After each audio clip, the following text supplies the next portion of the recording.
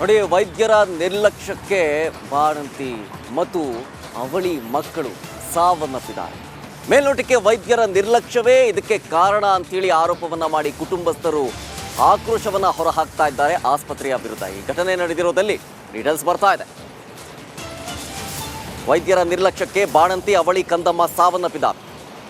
ಗಜೇಂದ್ರಗಢದ ಖಾಸಗಿ ಆಸ್ಪತ್ರೆ ಎದುರು ಪ್ರತಿಭಟನೆಯನ್ನ ಮಾಡ್ತಾ ಇದ್ದಾರೆ. ಬಾಣಂತಿ ನಂದಿನಿ ಸಾವಿಗೆ ವೈದ್ಯರ ನಿರ್ಲಕ್ಷ್ಯವೇ ಕಾರಣ ಅಂತೇಳಿ ಕುಟುಂಬಸ್ಥರು, ಮೃತ ಬಾಣಂತಿಯ ಕುಟುಂಬಸ್ಥರು ಆರೋಪವನ್ನ ಮಾಡ್ತಾ ಇದ್ದಾರೆ. ಕಾರೋಡಗಿಮಠ ಆಸ್ಪತ್ರೆಯ ವೈದ್ಯರ ವಿರುದ್ಧ ಆಕ್ರೋಶವನ್ನ ಹೊರಹಾಕ್ತಾ ಇರೋದು. ಫೆಬ್ರವರಿ 2ನೇ ತಾರೀಕು ನಂದಿನಿ ಅವರು ಅವಳಿ ಮಕ್ಕಳಿಗೆ ಜನ್ಮವನ್ನು ಕೊಟ್ಟಿರ್ತಾರೆ.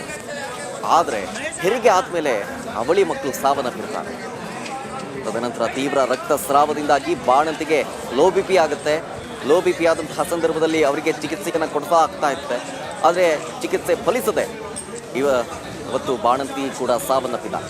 ಹೀಗಾಗಿ ವೈದ್ಯರ ನಿರ್ಲಕ್ಷ್ಯವೇ ಬಾಣಂತಿ ಹಾಗೂ ಅವಳಿ ಕಂದಮ್ಮ ಸಾವು ಆಗಿರೋದು ಅನ್ನುವಂಥ ವಿಚಾರಕ್ಕೆ ಸಂಬಂಧಪಟ್ಟಂತೆ ಕುಟುಂಬಸ್ಥರು ನೇರ ಆರೋಪವನ್ನು ವೈದ್ಯರ ಮೇಲೆ ಮಾಡಿ ಆಸ್ಪತ್ರೆಯ ವಿರುದ್ಧ ಆಕ್ರೋಶವನ್ನು ಹೊರಹಾಕ್ತಾ ಇದ್ದಾರೆ. ಆಸ್ಪತ್ರೆಗೆ ಎದುರು ಪ್ರತಿಭಟನೆಯನ್ನು ಕೂಡ ಮಾಡಿದ್ದಾರೆ.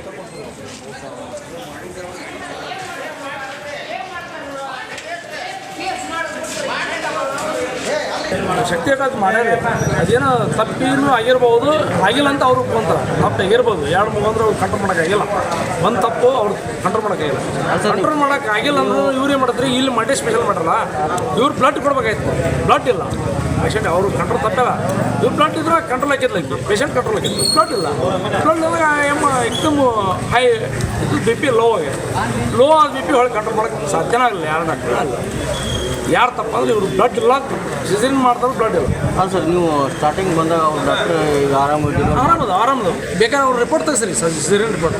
ಇವು ಅವ್ರು ಏನು ಸರ್ಜರಿಗೆ ಹೋಗ್ಬಿಟ್ರೆ ಆರಾಮದ. 2 ಮಗು ಖುಷಿಯಿಂದ ಅದಾವು, ತಾಯಿನೂ ಖುಷಿಯಿಂದ ಅದಾಳ, ಎಲ್ಲರಿಗೂ ಖುಷಿಯಿಂದ ಐತಿ. ಇವ್ರು ಸರ್ಜರಿ ಮಾಡೋದು ಇವ್ರು ತಪ್ಪು ಮಾಡಿದ್ರು ಒಪ್ಕೊಳ್ತಾ ಇರಲ್ಲ.